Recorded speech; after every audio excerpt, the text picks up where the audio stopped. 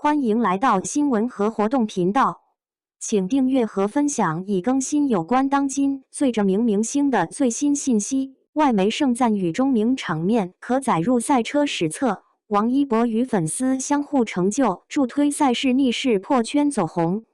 賽事熱度的持續走高，從來不是運氣加成。9月4日至6日 ，China GT 上海收官戰即將鳴笛開賽。王一博確認繼續以85號車手身份出戰。我去翻看了26年賽季目前的參賽數據，上漲曲線清晰可見。4月上海站集結57台賽車，7月珠海站52台，來到收官戰直接擴容至60台。王一博所在的 GT3 組別共有31台賽車報名，刷新組別歷史參賽峰值。一組數字的持續攀升，很難簡單歸為市場自然回暖。去了解過賽車這項賽事的就知道 ，China GT 深耕國內10年，長期困在小眾圈層裡。前些年的看台幾乎空曠，主辦方常常推出各類優惠活動招攬觀眾。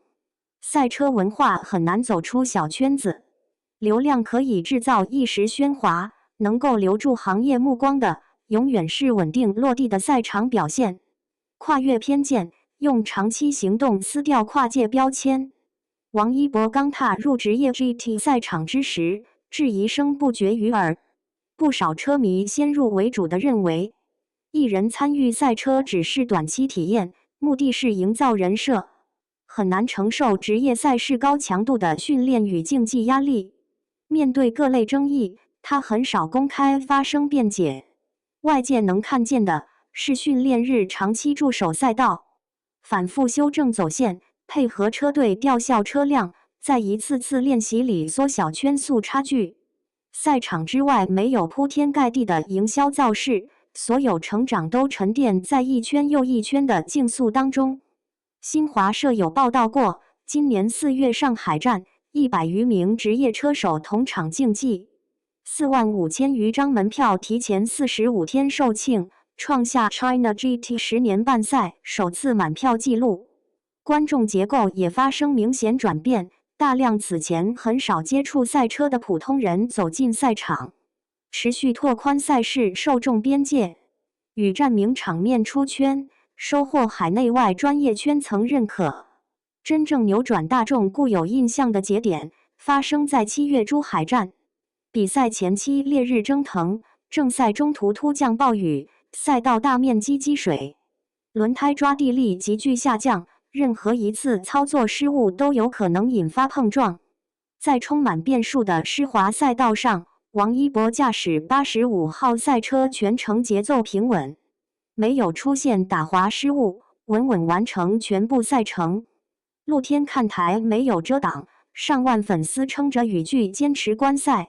85號車手全力競速，粉絲靜靜守候的畫面被海外專業賽車媒體 Sportscar 365重點記錄。全球 GT 賽事運營集團 SRO 創始人斯特凡·拉特爾就曾坦言，王一博的持續參賽，讓中國超跑賽事獲得珍貴的國際曝光。國內業內從業者同樣給出客觀評價。在賽車圈層從業者看來，王一博投身職業賽場的選擇，給原本冷清的國內賽車文化帶來了積極的大眾傳播熱度。職業車手張真東也坦言，如今賽事曝光度顯著提升，長期扎根賽場的老牌職業車手也終於獲得了更多被普通大眾熟知的機會。被流量推到聚光燈下是契機，獲得專業圈層認可，依靠的只能是硬實力。短短2年時間，他從飽受爭議的跨界新人，成長為海內外賽車行業共同認可的車手。以前門票滯銷的 China GT 今非昔比了，參賽規模不斷突破紀錄，為賽鮮火悄悄變成了常態。上海國際賽車場60台超跑靜待開賽，賽場有着火熱的熱度，也有讓熱度沉澱下來的底氣了。真正的影響力從來不是與生俱來的光環，而是憑借一份長久熱愛，推着一整個小眾行業不斷向前走。